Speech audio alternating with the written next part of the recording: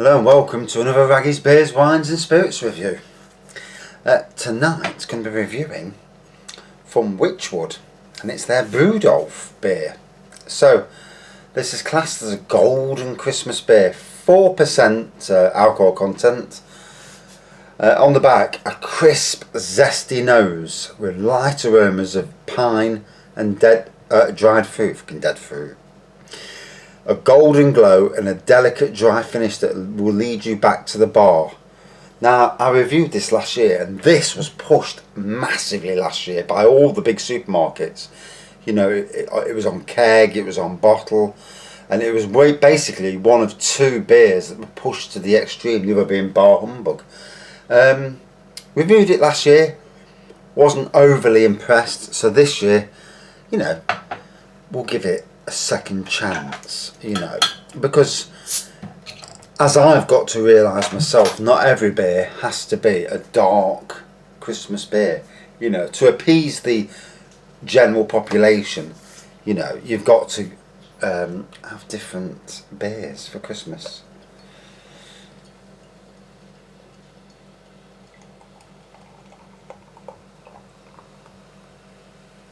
I mean, glad that I am that we are getting Christmas themed beers, because sadly Morrison's have let us down, who were the kings of the the themed beers. So golden in colour, golden to amber in colour, white head, good carbonation and lacing. You know, you can see that, you can see it on the photo, on the video now, can't you?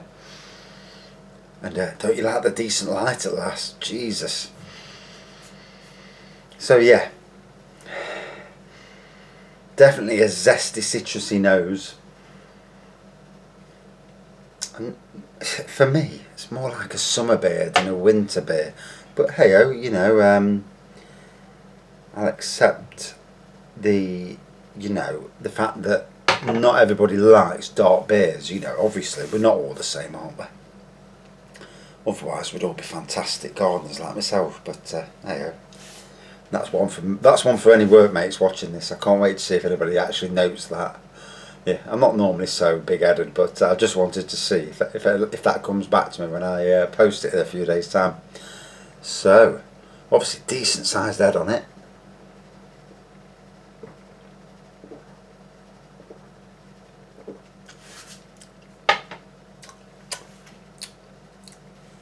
And yeah, quite a nice tasting beer, to be fair. Light aromas of pine and dried fruit. Definitely getting a light pine. Now me, I'm not a massive fan of these pine beers. You know, some of them, I've had one or two that are that strong with pine. You get into the stage where you can't drink it. It's just rancid, you know, to drink. You know, I know everyone is trying to get a niche out there. We all are, aren't we? Even as workers, the public. You know, as someone who goes to work, you're trying to make out that you can do this, you can do that. Whatever the likelihood that you can, you know, is another thing. And this beer is carving itself a niche. Look at that. I mean, the carbonate, the gas inside of this beer, you know, it might be the thing you want to leave it for 5 minutes. If you ever look on the likes of YouTube, you see these what they call beer sommeliers. I can't fucking pronounce it, but anyway, and when they pour a drink out, you know, most people when they pour a drink out, they tip the glass to try and get as little head as possible. But you're actually doing yourself no favours, because all that gas is then, if you get no head on it, all that gas is going into your stomach. Hence why a lot of people get really gassy, you know. But these people are saying pour it out so it's got a massive head on it, let the head die down, then a lot of that gas has disappeared, you know. I'm not sure either way really, but I know that I suffer with gas the day after, you know, especially if I've mixed the old real ales.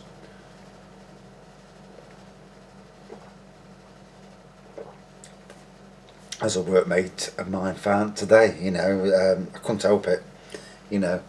You have to, your exhaust system sometimes has to be in effect, doesn't it? I mean, I've been into town one night with me and a mate of mine, and there's a crowd of us, you know, and we're all on the real ales, mixing real ales, and you know, you start mixing real ales, bloody hell, and we were clearing pubs, you know. He drops his guts, I drop my guts, and next minute the pub's cleared, and you're like, hell. It was a great way to get to the bar though, because you know, you're there, and it's 6 deep, and you think, fucking, I'm never going to get served at this rate. Next minute, 2 of us are at it, and all of a sudden, everyone's moved out of the way.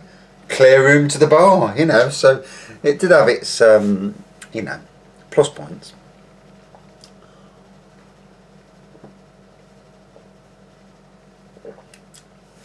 So tonight, I finally got the Christmas tree up in the front room. We've had the other room, everywhere else has been done already, but because of plastering work, we haven't been able to do the front room. But now the tree's up, we found all the decorations. God, you know, it's surprising how many decorations you've got. I mean, there used to be the case we had one tree, a few decorations. Then one year, I went to my wife's family in Northern Ireland, and you walked into their houses, all their houses, and it's like walking into a Christmas treasure trove, you know. And ever since then, it's like, well, if they can do it, we can do it. So we've just been buying more and more. Hence why the front of the house is absolutely emblazoned with lights and that. Not to the state where I'm spending thousands, you know. There's somebody around the corner from us, and they've got a Christmas display which is out of this world, you know. And we're not trying to keep up with them, but, you know, Christmas cheer, eh? You know, you need some cheer in this world. You can't all be, you know, you need to think positive for the future, you know. There's so much negativity in the world that, you know, trying to be positive is the way to go. And next time I do a beer review from the beer room, I'll actually have my Christmas tree up in there, my pop-up Christmas tree. Yeah, along with all the boxes from all the decorations that are in the house. So yeah, Wychwood, Brewdolph. Still, you know, Christmas beers for me are normally, you know, beers, dark, malty beers. This to me is basically a summer beer repackaged for Christmas. I suppose, you know, you're appeasing to the majority by doing it, and in that way, from a business point of view, I can fully understand that, where they're coming from. You know, if you want to appease the majority of people, why not a Christmas lager, a Christmas cider? There are Christmas ciders out there. Not many Christmas lagers though. I cannot remember seeing a Christmas lager. The only lager I can think of that was basically a Christmas lager at Sainsbury's when I worked there was Stella Artois, when it came in a 750ml bottle, and you know, obviously instead of the normal cans, and that was basically a nod to Christmas lagers, you know, not really a Christmas themed lager. So, you know, anybody from the brewing industry watching this, Christmas themed lagers, oof. You know, not just beers, not just ciders, because the beers and ciders are quite well represented, apart from the fact that supermarkets don't stock them, but that's another bone of contention.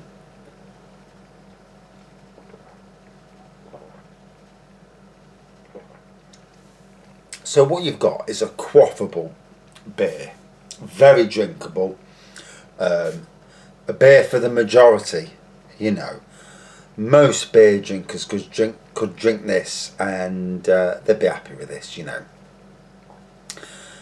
Your hoppy fans, they drink this. There's a minute bit of hops in there, you know, and yeah, for the majority of people, this would be very drinkable.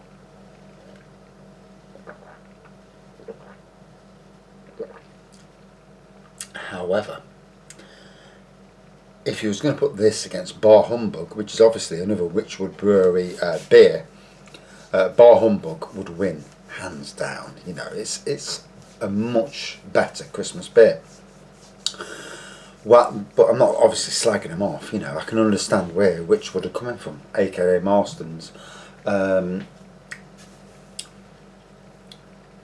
me, I've got more respect for it this year than I did last year. It sold last year by the bucket load, so the marketing worked fantastically.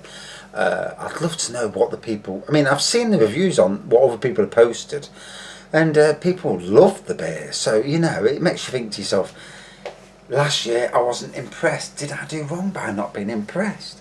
But obviously I've got my opinion, and everyone's got their opinions, and sometimes you can be wrong, although I'm not often wrong, 99.9% I'm right. Well, I think I am anyway. Whether I am or not, that's nothing.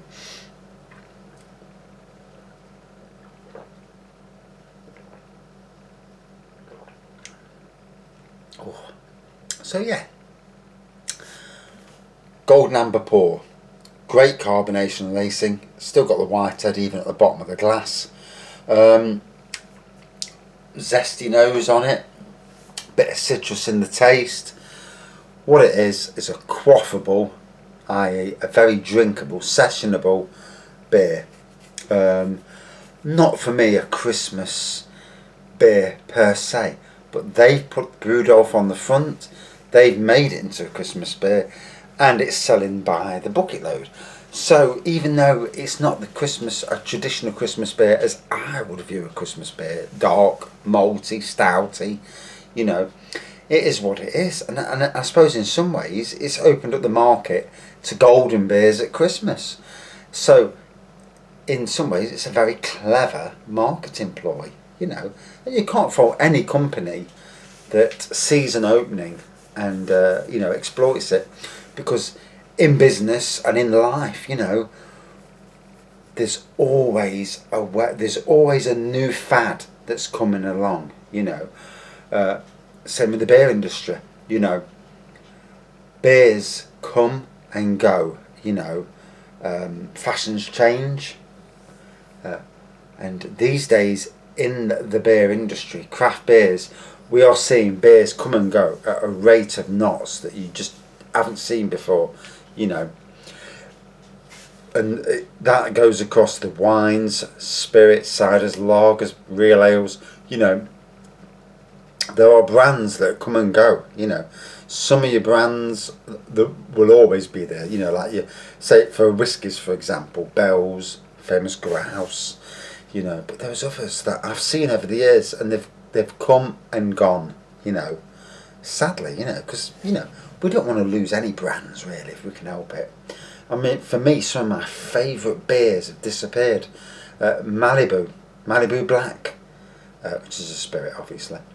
It's a 35% Caribbean rum. It's beautiful. Can't get it. You can, but it's flat £30 for a litre, and it's bloody expensive at that price for what it is.